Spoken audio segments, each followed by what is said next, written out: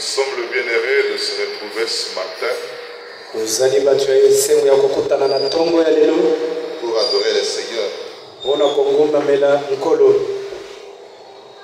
Cette semaine, nous avions eu de bonnes prédications de la part de l'homme de Dieu, Ewald Frank. Souvent, il y a des questions qui se posent dans le monde. Que nous pouvons seulement rester à rediffuser les prédications de Frère Frank.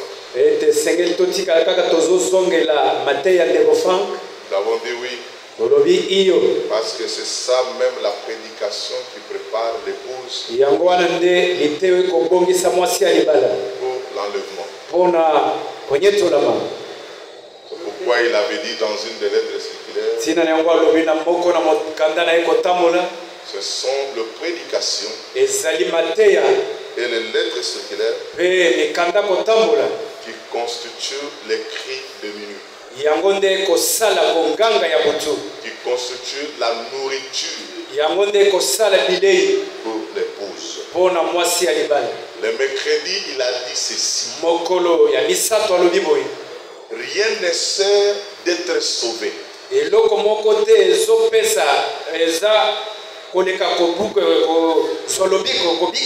ne sert à rien de dire que vous êtes sauvé.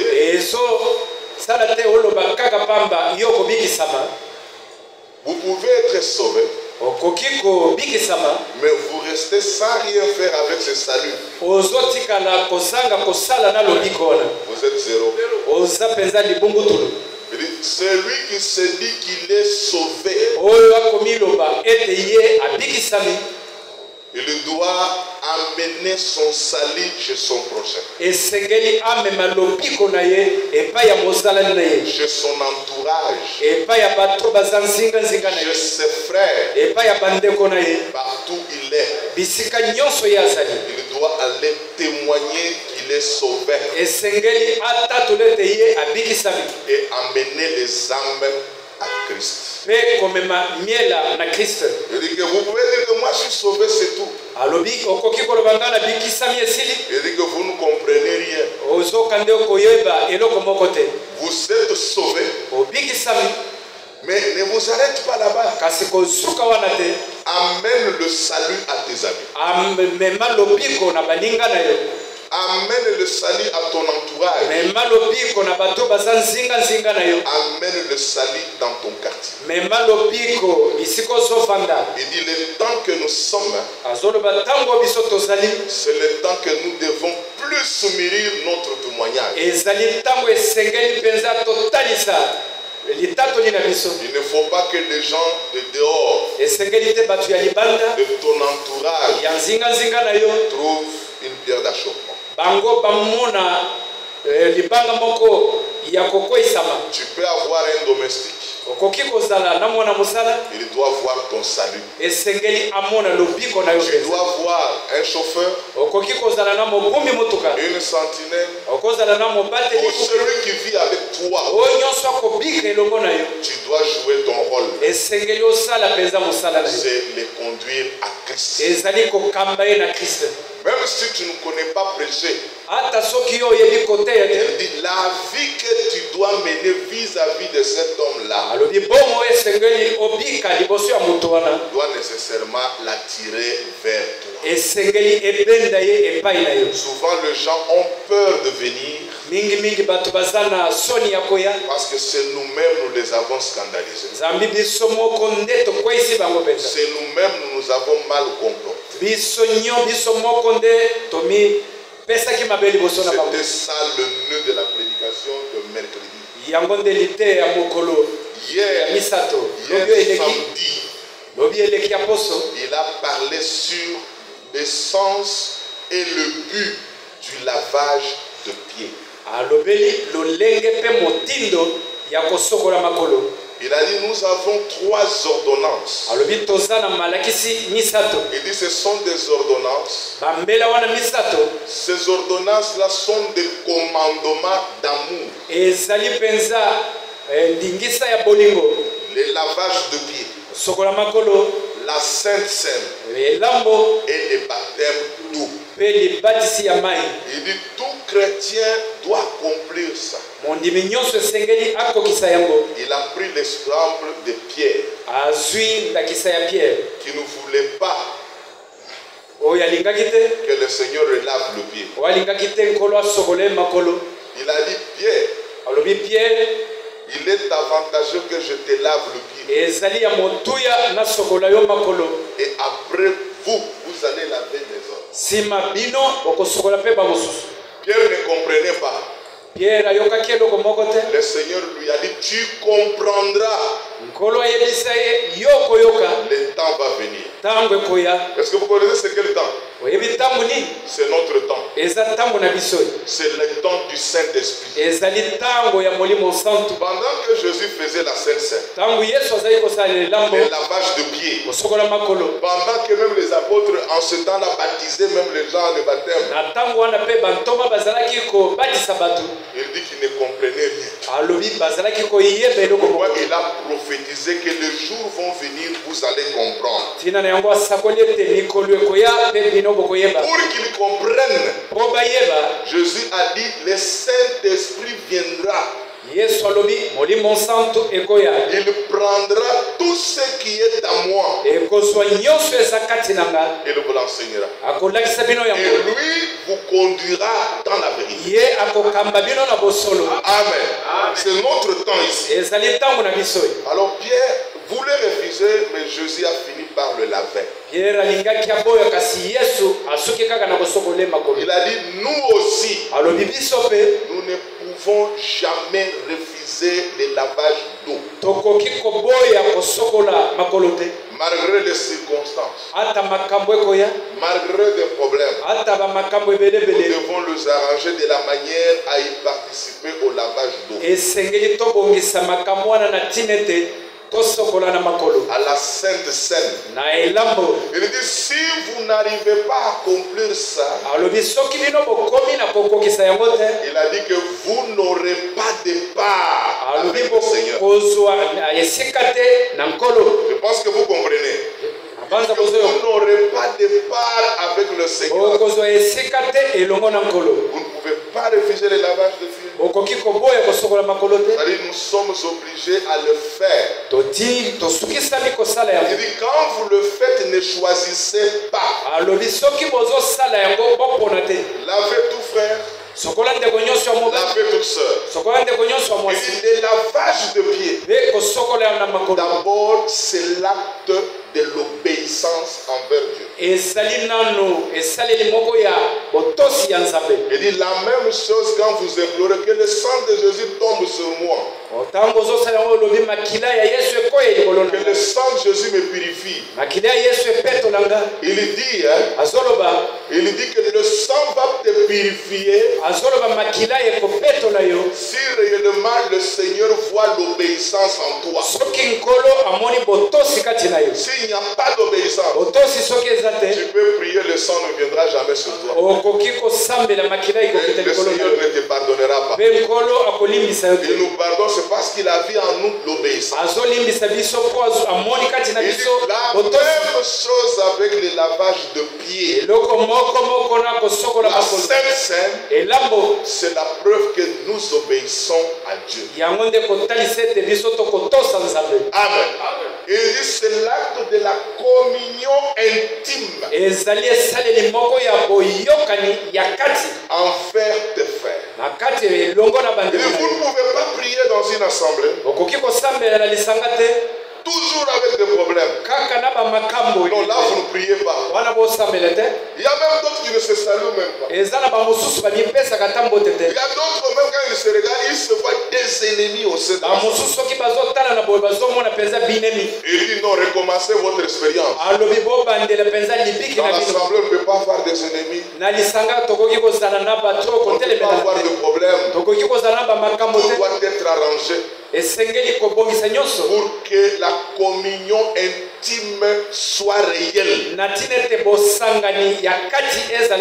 Il dit c'est l'acte d'humilité, c'est l'acte de simplicité. Le Créateur est descendu Dans la chair humaine, il nous a lavé le pied. Mais à combien plus fort nous pouvons plus descendre pour laver ton frère, même ta soeur. Et quand tu les laves, il faut le considérer qu'il est supérieur à moi. Amen. Il dit parler aux frères dans l'amour et aux sœurs dans l'amour, montrant que ce sont des commandements d'amour. Et la prière du frère, et dès que tous parviennent à comprendre ça, et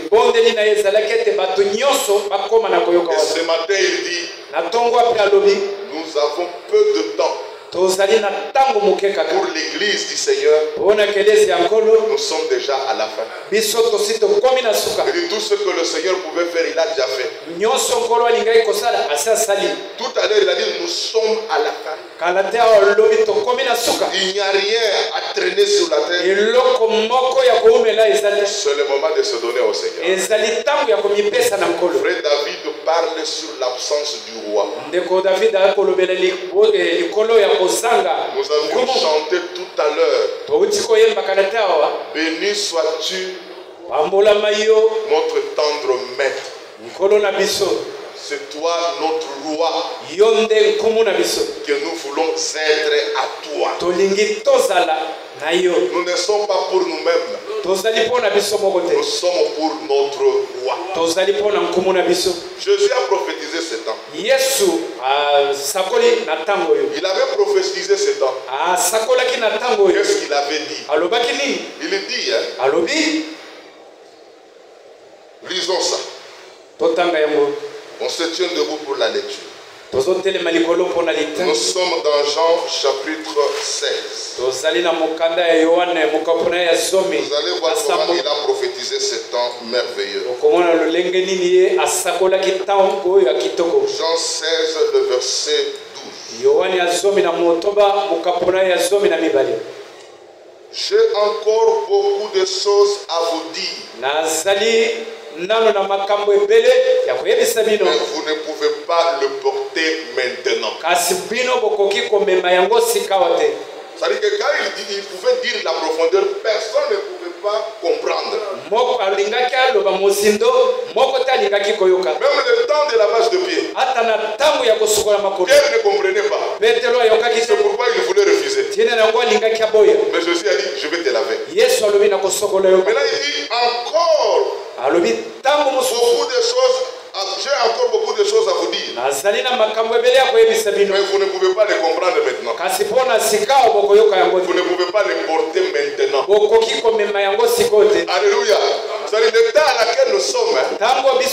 C'est le temps que nous devons maintenant porter toutes les choses du Seigneur. Est-ce que vous comprenez ça? Ah, nous allons voir ce temps ici. Il dit, quand le consolateur sera venu, l'esprit de vérité, il vous conduira dans toute la vérité. Car il ne parlera pas de lui-même, mais il dira tout ce qu'il aura entendu. Et il vous annoncera les choses à venir. Le consolateur va nous donner des choses à venir. Et il nous dira de tout ce qu'il a entendu au Père. Il dit qu'il nous conduira dans la vérité. Et il ne parlera pas de lui-même. Le consolateur est déjà venu. Est-ce que vous savez ça? Oui. Le consolateur est déjà venu. Depuis que Jésus-Christ est ressuscité, il est allé dans la gloire. Il nous a envoyé le consolateur. Tous les 7 âges sont les 7 âges conduits par le consolateur. Le Saint-Esprit. C'est-à-dire nous sommes dans une période, mes sœurs et mes frères, de comprendre et de porter tout ce que Jésus a enseigné. Mais comment on doit les porter? C'est en recevant les consolateurs. Si le consolateur n'est pas avec toi, tu ne comprendras rien, tu ne connaîtras rien, et tu ne seras jamais conduit. La période où nous sommes, même chanter, il faut que le consolateur te fasse chanter. Même venir à l'église, il faut que le consolateur te fasse venir. Alléluia. Même donner la dîme, même les offrandes, c'est le consolateur qui te montre de le faire. C'est lui notre guide, c'est lui notre enseignant. Parce que le temps que nous sommes, c'est la période de Anne. Non, c'est la période d'Élisabeth et Marie. Quand ils se sont rencontrés, l'autre ne connaissait pas que celui-ci est comment. Non. C'est quand ils se sont rencontrés, la profondeur a appelé la profondeur. C'est-à-dire Marie a su que sa sœur Anne avait un enfant qui devrait être le précurseur. Le précurseur de son enfant qui est né. Et il a su que son enfant a baptisé même l'enfant de Jésus. C'est ça le problème aujourd'hui. Chacun doit avoir son enfant. C'est celui qui prêche à son enfant. Toi qui écoutes l'enfant, ça doit faire la vibration. Et ça doit nous conduire dans une vie. S'il n'y a pas ça, ne nous flattons pas. Recommençons l'expérience. Que le Seigneur vous bénisse. Prions. Dieu Tout-Puissant, nous te sommes infiniment reconnaissants de ta faveur, de ta grâce que tu nous as apportée ce matin dans cette adoration que nous t'offrons, moi avec des frères et des sœurs. Il fait énormément chaud, Seigneur. Nous ne pouvons pas attendre ceux qui sont en route, parce que toi tu ne traites jamais avec le paresseux, mais tu traites avec le croyant qui se sent poussé par l'Esprit. Parce qu'à la dispensation à laquelle nous sommes, c'est une dispensation, Seigneur, tu traites toujours à travers le Saint-Esprit, comme Jésus-Christ lui-même sur la terre, il avait dit aux apôtres, quand même ils ne comprenaient pas, il avait dit, l'heure est déjà venue, où les vrais adorateurs adoreront le Père en esprit et en vérité.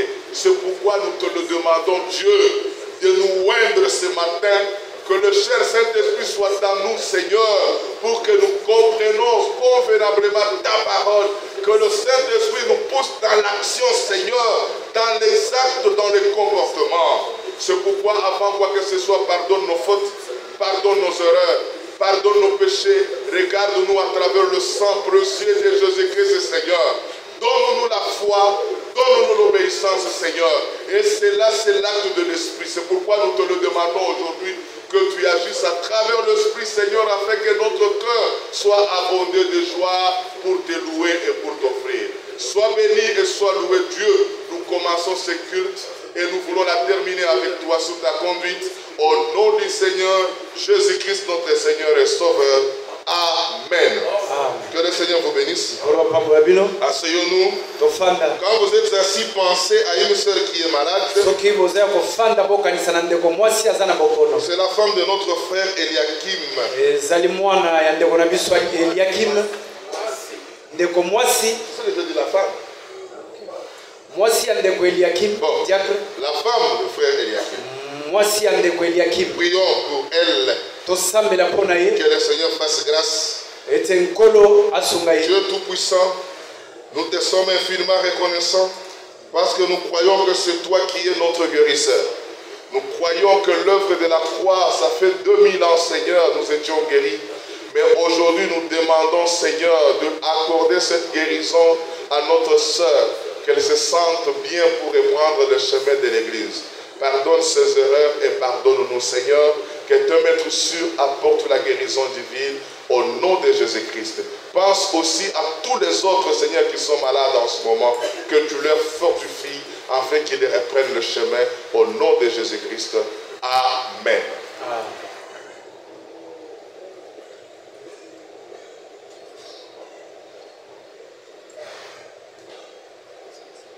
Oui, il y a un remerciement encore d'un frère. Le frère Roger Mukuna. C'est ça. Il dit que sa femme vient de donner un enfant. Une fille ou bien un garçon? Une fille. Que le Seigneur soit loué. Vous connaissez sa femme? C'est un frère marié, il n'est pas célibataire. Il a fait son mariage ici. C'est un beau mariage qui s'est déroulé ici. Les frères ont becté, ils se sont réunis beaucoup. Remercions le Seigneur. Dieu Tout-Puissant, merci parce que tu nous as donné un enfant. Tu as donné à notre frère Roger, il a longtemps cherché, il a trouvé. Bénis sa chère épouse, que tu le bénisses lui aussi, Seigneur, afin qu'il ait le moyen possible pour élever l'enfant. L'enfant a besoin de savoir. Il a besoin de tout le nécessaire, Seigneur, pour grandir sur cette terre. Parce que la vie de la terre, c'est tout un grand combat. Toi-même, tu as dit, c'est à la sueur de ton front. C'est pourquoi que tu le bénisses et que tu bénis la sœur, que tu la fortifies, que tu les rendes souples, Seigneur, en bonne santé, pour bien allaiter l'enfant qui est né. Et nous bénissons cet enfant au nom de Jésus-Christ. Amen. Que le Seigneur vous bénisse. C'est mon joyeux service. On chante et frère David s'approche. C'est mon joyeux service. C'est mon joyeux service. Vous connaissez ça, non? On tape le main ensemble. On loue le Seigneur. Le recueil, c'est page 32, première partie. Page 32, 90.